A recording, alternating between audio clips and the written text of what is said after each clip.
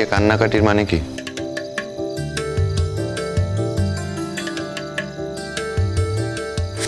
তাহলে তোমার কি? হ্যাঁ না, আমার আবার কি? আমার কিছুই না। ওখানে হাত ধরে টানাটানি করছিলে কেন? ওটার কোনো দরকার ছিল? ও খারাপ লেগেছে না? খুব গায়ে লেগেছে। নিজের গার্লফ্রেন্ডের সামনে, মানে ওই তিন্নি দিদির সামনে তোমার হাত ধরেছি বলে তোমার তো খারাপ লাগবেই, সব জানি আমি। বাজে কথা বলো না তো। একদম বাজে কথা বলছি না। হ্যাঁ, তুমি আমাকে বলেছিলে তোমার একটা গার্লফ্রেন্ড আছে, আর সেটা হলো তিন্নি দিদি। না হলে কি কেউ ওই আলাদা করে এতক্ষণ ধরে কথা বলে? না, আমার গার্লফ্রেন্ড থাকলেও বা অসুবিধা কোথায়? তোমার তো একটা বয়ফ্রেন্ড আছে। আমি তো আমার বয়ফ্রেন্ডের সাথে এইভাবে এতক্ষণ কথা বলি না, তাও আবার আলাদা আলাদা। ও বাবা, তো বলতেই পারো, আক্ষেপ রেখো না। তুমি তো আমায় বলেছিলে তোমার বয়ফ্রেন্ডকে নিয়ে তুমি আলাদা করে বেড়াতে যাবে। তার চেয়ে নিশ্চয়ই আলাদা কথা বলাটা বেশি দোষের নয়। বলতে শুরু করে দাও। আমি যেতে চেয়েছিলাম, যাইনি তো। সে তো আমিই ভেটো দিয়েছিলাম বলে। কিন্তু আমি তো আর আমার ওই একা বয়ফ্রেন্ডের সাথে যাচ্ছিলাম না, আমার অনেক বন্ধু বান্ধবরাও ছিল। তো তাদের কি প্রমাণ হয়? এই শোনো, আমার না তোমার সাথে একদম কথা বলতে ভালো লাগছে না। আর তুমি এখানে এসেছো কেন? কে বলেছে তোমাকে এখানে আসতে? কি দরকার তোমার এখানে? তুমি যাও যাও যাও যাও, তুমি তিন্নি দিদির সাথে গিয়ে কথা বলে যাও, এখানে আসতে হবে না। অনুষ্ঠান বাড়ি, সিন ক্রিয়েট করো না, ভেতরে চলো। যাবো না। যাবে? তোমার কথায়? হ্যাঁ, আমি বলছি তাই যাবে। আমি অর্ডার করছি। আর তুমি কে? তুমি অর্ডার করার কে আমাকে? আমার যা বলার ছিল বলা হয়ে গেছে। আমি 10 কাউন্ট করব। তার মধ্যে যদি তুমি আমার সাথে ভেতরে না যাও, তাহলে যেভাবে তুমি আমার হাত ধরে টানাটানি করছিলে, আমিও এখান থেকে টানতে টানতে তোমায় ভেতরে নিয়ে যাব। 1 2 3 4 5 6 7 এ দাঁড়াও তো, আমি না গেলে কি হবে? হ্যাঁ 8 আচ্ছা ঠিক আছে, মানে কি করবে তুমি আমি না গেলে? 9 আচ্ছা ওকে, যাচ্ছি আমি। কিন্তু ভেবো না তুমি বলেছো বলে আমি যাচ্ছি। হ্যাঁ, আসলে এখানে একা একা ভালো লাগছে না, সবাই চলে গেছে, তাই আমি যাচ্ছি। এদিকে যাও। 9.5 আচ্ছা আমি যাচ্ছি।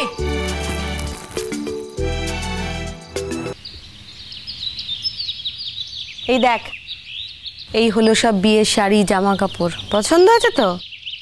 শোনো, বিয়ের দিন শাড়ি পরতে হবে কিন্তু। হ্যাঁ, আর বিয়ের দিন খুব সকাল সকাল ঘুম থেকে উঠতে হবে।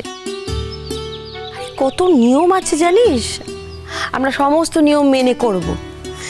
শোনো, তোমার ঠাম্মি নেই, ঠাম্মি থাকলে আরো কত কত সব নিয়ম মানিয়ে বিয়েটা দেওয়া তো, বুঝলে?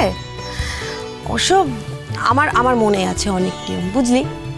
আমি ঠিক করেছি সব নিয়ম কানুন মেনে মনের আশ মিটিয়ে খুব সুন্দর করে তোর বিয়েটা দেবো।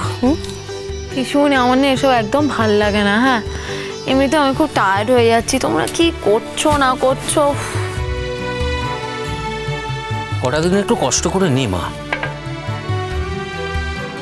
এখানে অভ্যেসটা শুরু করে দে। এখানে যদি অভ্যেসটা হয়ে যায়, তাহলে ও বাড়ির যে নিয়ম কানুন আছে সেগুলো তুই খুব তাড়াতাড়ি রপ্ত করে নিতে পারবি। কিন্তু এখানে যদি তুমি কোনো কিছু শুরু নাই করো, তাহলে ওখানে গিয়ে তো তুমি নতুন করে তোমার সব কিছু আবার শিখতে হবে। তখন তুমিই বারবার বিরক্ত হবে। আর তোমার সবচেয়ে বড় প্রবলেম তো তুমি কোনো কিছু ঢেকে রাখতে পারো না। সব কিছু তুমি ওপেন করে দাও, প্রকাশ করে দাও। সেটা খুব খারাপ। আর তাছাড়া দেখ না, তোর তিন্নি দিদির বিয়েতে আমার তো কোনো হাত নেই। আমার ওই আশা তো কোনো দিনই পূর্ণ হবে না। তাই আমার খুব ইচ্ছে, জানিস, যে আমি না আমার মনের স্বাদ মিটিয়ে খুব ভালো করে তোর বিয়েটা দেব। আচ্ছা বাবা, ঠিক আছে, তুমি ঠিক যেমন বলবে তেমনই হবে। তো একটাই রিকোয়েস্ট, ওই শাড়ি টাড়ি আমাকে পরিও না প্লিজ। আমি পারবোই না সামলাতে, দেখবো ওই জড়িয়ে পেঁচিয়ে পড়ে যাবো। ভাই ইম্যাজিনও করতে পারিনি, ইম্পসিবল। প্লিজ শাড়ি পরবো না। কিন্তু বিয়ের দিন শাড়ি পরতেই হবে, ইটস নট ম্যান্ডেটরি। ওমা, কেন বৌদি? তোমার বিয়ের দিন তুমি কি পরেছিলে? তুমি তো শাড়িই পরেছিলে, তাই না? আমার সময় আর ওর সময় এক হলো দুটো? বোকা বোকা কথা বলো না তো। না না না, ঠিক আছে। আসলে মেয়েরা বিয়ের সময় শাড়ি পরলে দেখতে খুব ভালো লাগে। ঠিক আছে, তোমার যদি ইচ্ছে না হয় পরিও না, অন্য কিছু পরিও। আচ্ছা আচ্ছা পিসিমণি, শোনো না, বলছিলাম শুধু না শাড়িটা পরিও না, আমি এতক্ষণ শাড়ি পরে থাকতে পারবো না। তাছাড়া তুমি তো একটা লেহেঙ্গা বানিয়েছিলে আমার জন্য, ওটা কেন পরতে পারি না? আচ্ছা আচ্ছা ঠিক আছে বাবা, ঠিক আছে, তোর যা ভালো লাগে তুই তাই পড়িস। ও পিসিমণি শোনো না, তুমি রাগ করলে আমার উপর? তুমি বলো তো, ওই অতক্ষণ ধরে শাড়ি পরে কি করে থাকবো আমি? হ্যাঁ বলো। না রে মা, আমি রাগ করিনি, ঠিক আছে। আজকাল তো পরেই সবাই লেহেঙ্গা, তুই পরিস।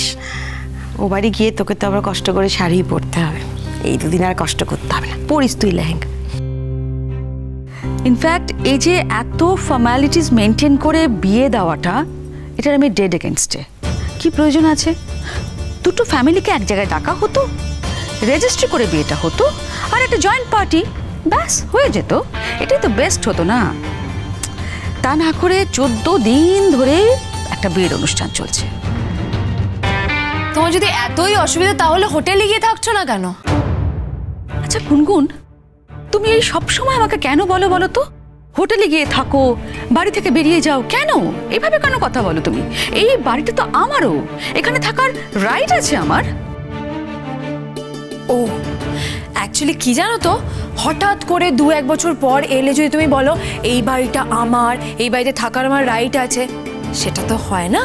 আর এই বাড়িতে থাকতে গেলে এই বাড়ির রেসপন্সিবিলিটিগুলোও তোমাকে নিতে হবে, বুঝতে পেরেছো? না, তোমার সঙ্গে আমি আজকে আর কোনো আর্গুমেন্টে যাচ্ছি না। তবে আমি একটা কথা সবার সামনে বলে দিতে চাই, ওই বাড়িতে গেলে তুমি সুখী হবে না গুনগুন। কি অলক্ষণে কথা বলছো বলো তো তুমি? হ্যাঁ, তুমি মা হয়ে চাও যে তোমার মেয়ে ও বাড়িতে গিয়ে সুখী না হোক? হ্যাঁ, কেন এসব ওর মাথায় ঢোকাচ্ছ তুমি? এটা তোমার ইরেসপন্সিবিলিটি কৌশিক। তুমি খুঁজে খুঁজে এমন একটি ছেলেকে তুমি জোগাড় করলে, হ্যাঁ, আর খুঁজে খুঁজে এমন একটা ফ্যামিলি জোগাড় করলে যেটা একেবারে লোয়ার মিডল ক্লাস ফ্যামিলি। আচ্ছা কৌশিক, তুমি একটা কথা বলো, আমাদের একমাত্র মেয়ে গুনগুন, ও কি সেইভাবে বড় হয়েছে? ওই বাড়িতে কেউ অ্যাডজাস্ট করতে পারবে? হঠাৎ করে তুমি যদি ওকে ধাক্কা দিয়ে জলে ফেলে দাও, ও একদিনে সাঁতার শিখতে পারবে? একটা বাড়ির মধ্যে এতগুলো লোক গিজগিজ গিজগিজ করছে, সবাই সবার সঙ্গে গায়ে ঘেঁষে ঘেঁষে থাকে, এদিক নেই তো ওদিক আছে, বড় বড় কথা আছে, দেখলেই বোঝা যায় যে তাদের টাকা পয়সার ক্রাইসিস আছে। কিন্তু না, ওই যে বড় বড় কথা বলতে হবে না, এর থেকে নেব না, তার থেকে নেব না, এটা নেব না, সেটা নেব না, আশ্চর্য। শোনো, ওই ছেলেটার ব্যাপারে তুমি যা খুশি বলো, কিন্তু ওই বাড়ির লোকগুলোর ব্যাপারে তুমি একটাও খারাপ কথা বলবে না। ওরা না অনেক ভালো, ঠিক আছে? অন্তত তোমার থেকে অনেক বেশি ভালো ওরা। হ্যাঁ, তা তো বলবেই তুমি, সবাই ভালো, পৃথিবীর সবাই ভালো তোমার নিজের মা ছাড়া। কারণ ওই সবাই তোমার মন জুগিয়ে চলে, আর তোমার মন জুগিয়ে চলতে চলতে না তোমাকেই নষ্ট করে দিচ্ছে। তুমি এখন সেটা বুঝবে না গুনগুন, পরে বুঝবে।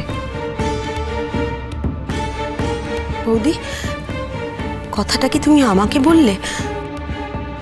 সব সময় সব কথা নিজের গায়ে টেনে নাও কেন বলো তো?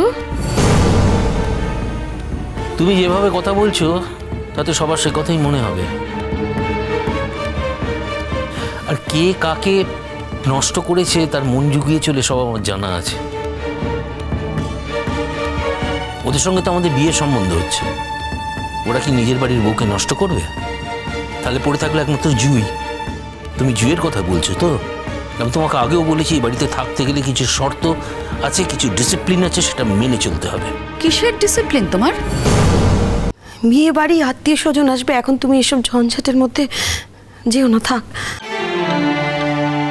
তাছাড়া বৌদির কথা আমি কিচ্ছু মনে করিনি, কারণ আমি জানি যে আমার গুনগুনের আমার থেকে বেশি ভালো কেউ চাইতে পারে না।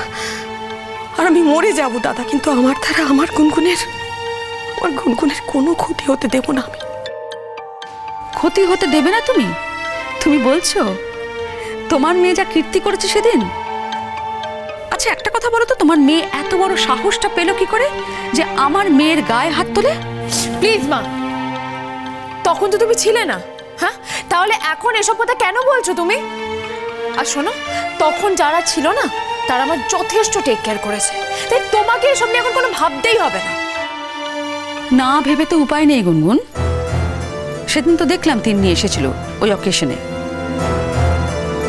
আচ্ছা কৌশিক, আমি একটা কথা বুঝতে পারছি না, ওই তিন্নি ও তো সৌজন্যর জুনিয়র রিসার্চ অ্যাসিস্ট্যান্ট, রাইট? তো সৌজন্য তিন্নির সঙ্গে এত কি কথাবার্তা বলে?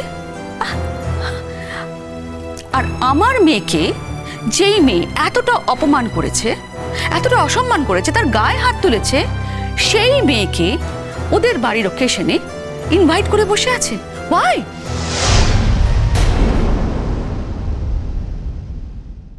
সত্যি কথা বলো, কতজনকে বলেছো তুমি? আমার আদরের ভাই পড়বে, আমি একটু লোককে ডাকতে পারবো না? হ্যাঁ, কি করবে? আমাকে মারো, মারো, আমাকে মারো, আমার গলাটা কেটে নাও। সত্যি করে বল, সত্যি করে বল, 25 না 30? 25-30 হবে। আমি কি বললাম? cholo cholo cholo cholo cholo paltai